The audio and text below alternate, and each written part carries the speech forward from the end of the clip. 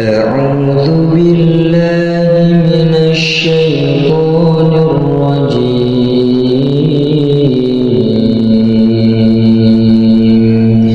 بسم الله الرحمن الرحيم Bismillahirrahmanirrahim. Assalamualaikum warahmatullahi wabarakatuh. Ya, syukur alhamdulillah kita bisa berjumpa lagi di channel ini. Shalawat dan salam selalu dan tetap tercurahkan kepada junjungan kita Nabi besar Muhammad Shallallahu alaihi wasallam. Allahumma shalli ala Sayyidina Muhammad wa ala ali Sayyidina Muhammad. Harapan dan doa saya, semoga saudaraku semuanya selalu diberikan kesehatan, dilapangkan rezekinya, diampuni dosa-dosanya, dan dipanjangkan umurnya. Amin. Hai sahabat beriman yang dirahmati Allah, mungkin kita semuanya pernah bertanya kepada diri sendiri, mengapa hidup kita seolah susah? Rezeki terasa sangat jauh. Kesusahan demi kesusahan datang silih berganti, seolah hidup ini tidak berpihak pada kita. Sedangkan kalau kita memandang orang lain, seolah hidupnya mudah, rezekinya terlihat lancar, hidupnya pun terlihat bahagia. Lalu muncullah rasa iri yang dibarengi dengan pemikiran negatif, sehingga kita memandang curiga kepada orang lain tersebut dengan beranggapan, jangan-jangan uang yang dihasilkan dari hasil korupsi. Jangan-jangan dia dapat uang dari hasil menipu orang lain. Atau jangan-jangan dia malah bersekutu dengan jin pesugihan, dan masih banyak yang lainnya. Hilangkan sifat iri dalam diri, dan mari sama-sama kita mengoreksi diri masing-masing untuk mengetahui apakah kesusahan demi kesusahan yang datang kepada kita, termasuk kurang lancarnya rezeki yang datang kepada kita, karena ulah kita sendiri sebagai manusia. Padahal kita tahu Allah subhanahu wa ta'ala tidak akan menganiaya hambanya. Ya, Allah subhanahu wa ta'ala senantiasa mempermudah jalan hambanya. Tapi kenapa masih saja seolah rezeki sulit datang kepada kita?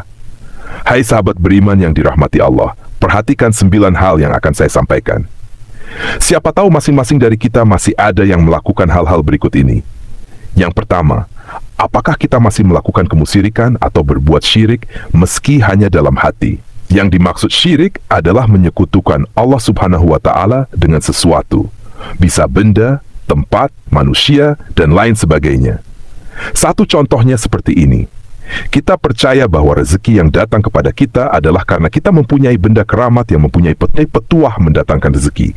Padahal rezeki hanya datang dari Allah subhanahu wa ta'ala melalui apa yang dikehendakinya. Apabila rezeki datang melalui seseorang, berterima kasihlah kepada Allah subhanahu wa ta'ala dan bersyukurlah kita dipertemukan oleh Allah subhanahu wa ta'ala dengan orang tersebut. Dan bukan beranggapan bahwa yang memberikan rezeki adalah si fulan. Kalau tidak, karena si fulan, saya tidak bisa apa-apa. Jadi jangan seolah memuja-muja si fulan yang mampu memberikan rezeki kepada kita. Berterima kasih boleh-boleh saja, asal tidak terlalu berlebihan. Yang kedua, perhatikan salat kita. Misalnya, sekarang kita hanya mengerjakan salat 3 waktu. Mulailah melengkapi menjadi 5 waktu. Misalkan masih malas, paling tidak tambah 1 waktu. Kemudian di hari berikutnya, tambah 1 waktu lagi. Dan jika sudah lengkap 5 waktu, pertahankan dengan cara bersegeralah menunaikan kewajiban saat terdengar panggilan azan. Hindari untuk menunda, karena disinilah awal salat kita akan kembali seperti semula. Luangkan waktu yang hanya 10 menit untuk menunaikan ibadah salat, karena waktu luang kita semuanya lebih panjang dibanding mengerjakan salat yang hanya butuh waktu kurang lebih 10 menit saja. Lalu yang ketiga, hindari sebisa mungkin menyakiti hati orang tua kita. Apabila kita pernah berbuat salah atau mengucapkan perkataan yang menyakiti orang tua, mulai sekarang bangunlah dan meminta maaf kepada kedua orang tua kita, karena ridha Allah subhanahu wa ta'ala ada pada ridha orang tua juga. Lalu bagaimana kalau orang tua kita sudah meninggal, sedangkan kita pernah menyakiti hatinya dan belum sempat meminta maaf? Paling tidak, doakanlah mereka dengan doa yang baik dan meminta maaflah kepada Allah subhanahu wa ta'ala. Karena sesungguhnya Allah subhanahu wa ta'ala maha belas kasih kepada hambanya. Yang keempat, apakah kita memakan harta yang bukan hak kita? Hal ini sangat luas penjelasannya, namun saya contohkan yang mudah saja. Dari setiap rezeki atau kekayaan yang kita dapat, ada hak dari fakir miskin, termasuk anak yatim piatu, yakni 2,5%. Untuk itu, kita sisihkan bagian yang memang menjadi hak mereka dari penghasilan kita, lalu berikan. Caranya bagaimana? Carilah anak yatim piatu atau orang miskin di daerah kita tinggal dan berikan hak-hak mereka. Kita tidak perlu malu meski yang kita berikan hanya sedikit, karena berawal dari sedikit dengan niat yang tulus, itulah awal kita semuanya akan ditambah rezeki yang berlimpah oleh Allah Subhanahu wa Ta'ala, insya Allah di Indonesia. Yang kelima, berdagang dengan tidak jujur. Apabila kita hendak melakukan jual beli, hendaknya tidak mengurangi takaran. Bahkan kalau bisa lebihkan sedikit takaran dan niatkan untuk bersedekah. Apabila jual beli barang, utarakan barang tersebut sesuai dengan kondisinya. Contoh misalnya jual beli HP bekas. Jika ada yang rusak, utarakan saja kekurangannya dan berikan dengan harga yang pantas. Ada yang bilang jujur akan hancur. Tapi perlu diketahui, mungkin kita akan menerima lebih sedikit daripada yang tidak jujur. Tapi yakinlah, kita akan mendapat lebih besar di kemudian hari. Orang yang tidak jujur mungkin akan mendapatkan banyak di awal, akan tetapi setelahnya akan mendapatkan sedikit, karena perbuatan kurang jujur yang dilakukannya sendiri. Untuk itu, saran kepada kita semuanya, jika sifat ini masih ada pada kita, mulailah sedikit demi sedikit kita hilangkan, karena Allah Subhanahu wa Ta'ala Maha mengetahui apa yang kita lakukan. Yang keenam, apabila kita semuanya sudah berumah tangga, hindari untuk menyia-nyiakan atau menyakiti anak maupun pasangan hidupnya. Apabila kita merasa kesal dengan kelakuan anak atau pasangan, kalau bisa cobalah untuk mengoreksi diri dulu. Kenapa pasangan atau anak kita belum mampu seperti yang kita inginkan? Lalu diskusikan bersama dan temukan akar permasalahannya. Apabila masih belum menemukan titik terang, berdoalah dan serahkan semua masalah kepada Allah Subhanahu wa Ta'ala untuk mencarikan cara yang terbaik sambil tetap berusaha. Insya Allah, kita semuanya akan ditunjukkan jalan yang terbaik untuk mengurangi masalah, karena sesungguhnya Allah Subhanahu wa Ta'ala adalah sebaik-baiknya pemberi solusi. Bagi yang belum berumah tangga, ini bisa menjadi pelajaran untuk mendapatkan pasangan yang baik nantinya di Indonesia. Yang ketujuh, berbohong. Mungkin benar saudaraku, berbohong demi kebaikan. Tapi perlu diingat, kebaikan yang dimaksud adalah kebaikan untuk siapa? Apabila kebaikan untuk diri sendiri atau orang lain secara sepihak, saya rasa itu kurang sesuai. Kenapa? Karena bisa merugikan orang lain yang kita bohongi. Dan sifat seperti itu membuat kita jauh dari rezeki Allah Subhanahu wa Ta'ala.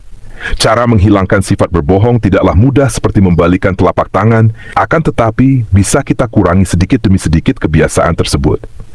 Dan mulailah tanamkan dalam diri kita sifat yang jujur, meski di awal terasa sangat berat, akan tetapi insya Allah, kedepannya hidup kita semuanya akan jauh lebih tenang dan lebih nyaman.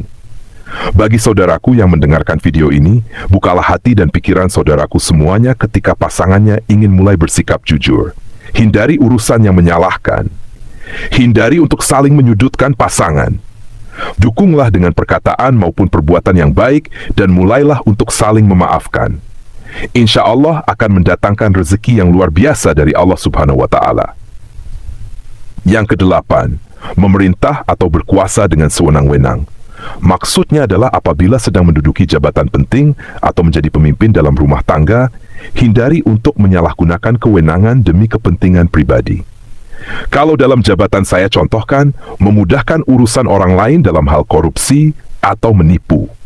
Seperti yang sudah saya katakan di awal, mungkin akan mendapatkan harta kekayaan yang banyak, akan tetapi pada akhirnya akan menyebabkan banyak masalah, baik dalam rumah tangga maupun dalam hal kesehatan. Dan bagi para pemimpin rumah tangga, hindari menyalahgunakan kewenangan dalam keluarga. Misalnya adalah menjadikan pasangan atau anak layaknya pembantu rumah tangga.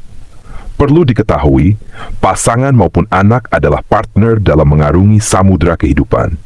Untuk itu, libatkanlah mereka dalam memberikan pendapat selama pendapat itu baik dan tidak merugikan orang lain. Penyebab rezeki kurang lancar yang terakhir adalah pelit dalam mengeluarkan zakat atau bersedekah. Sifat ini bisa memicu kerezekian kita semuanya menjadi sulit. Di dalam hal ini, saya mengatakan hukum alam itu berlaku. Maksudnya adalah, apabila kita mempersulit mengeluarkan sedekah yang menjadi hak mereka, maka Allah Subhanahu wa Ta'ala pun akan mempersulit rezeki yang akan datang kepada kita. Mungkin ada yang bertanya, katanya Allah Subhanahu wa Ta'ala sangat luas memberikan rezeki, kenapa kita dipersulit untuk mendapatkan rezekinya? Sebelum bertanya seperti itu, saya minta untuk tanyakan pada diri saudaraku semuanya. karena Allah Subhanahu wa Ta'ala berdasarkan prasangka dari hambanya. Jika hambanya mempermudah urusan orang lain dalam hal kebaikan, insya Allah, Allah Subhanahu wa Ta'ala pun akan mempermudah hambanya keluar dari segala kesulitan. Ada pepatah yang mengatakan, apa yang kita tanam itulah yang akan kita tuai. Sahabat beriman yang dirahmati Allah, itulah 9 penyebab utama kenapa seolah rezeki sangat sulit datang kepada kita.